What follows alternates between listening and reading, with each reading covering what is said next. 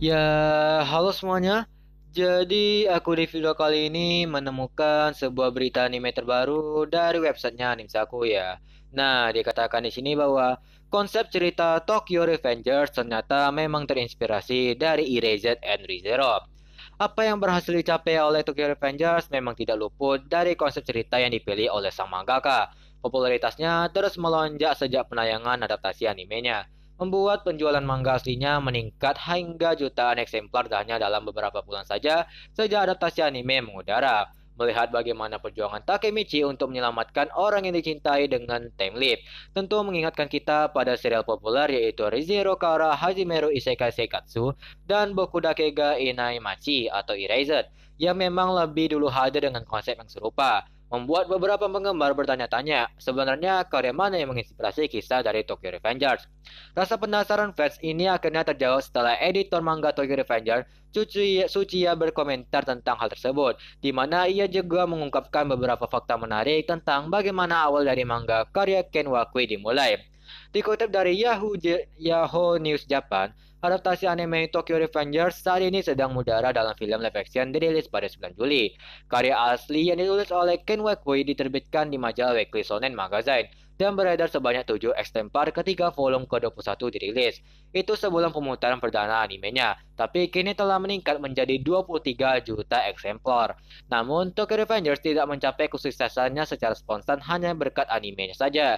Jadi bagaimana itu menjadi populer hari ini? Kami bertanya kepada Sujiya-san dari Departemen Editorial Weekly Shonen Magazine tentang hal itu. Orang yang telah terlibat dengan karya sastra ini sejak awal. Ken Wakui diakui sebagai penulis Shinjuku Swan yang diterbitkan majalah Young Magazine. Namun pada tahun 2015, Wakui pindah dari Young Magazine ke Weekly Shonen Magazine. Artinya ia berpindah dari demografi seinen ke shonen. Meskipun berpindah dari shonen ke seinen cukup umum, tapi sangat jarang seseorang melakukan sebaliknya. Dengan demikian, manga Tokyo Revengers ini mulai terbitkan pada tahun 2017, sebenarnya adalah karya kedua Wakui setelah ia berpindah ke majalah lain. Tsuchiya editor sama manga Tokyo Revengers berkomentar tentang ini. Wakui-san berniat agar karya barunya dapat diadaptasi ke anime, namun ada beberapa manga tentang geng yang telah dianimasikan. Jadi saya dan sensei harus bertukar pikiran.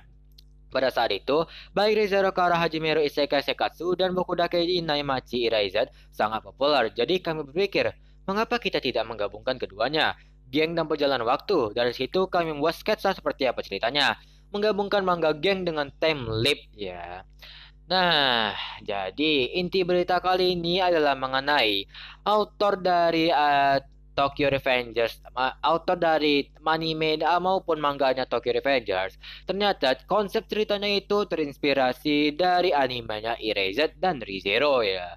Nah, jadi yang mengatakan hal ini adalah editor sang dari autornya Tokyo Revengers, yaitu adalah orang yang bernama Suchiya ya. Nah, kalau memang di sini dikatakan kalau misalnya anime Tokyo Revengers itu merupakan gabungan konsep antara dua anime yaitu dari Zero dan Erased. Nah, jadi kalau misalnya aku bagi-bagi gini ya, aku rasa cerita dari time leap-nya itu terinspirasi dari animenya Erased. Nah, sedangkan penderitaan atau drama dari animenya Tokyo Revengers ini terinspirasi dari animenya ReZero. Kan seperti yang kalian tahu ya, kalau misalnya anime ReZero itu adalah memiliki suatu macam karakter yang cukup tersiksa di animenya, yaitu adalah si Subaru ya. Nah, sama seperti Maiki yang mana ceritanya dia cukup tersiksa dengan segala macam kejadian yang dialaminya.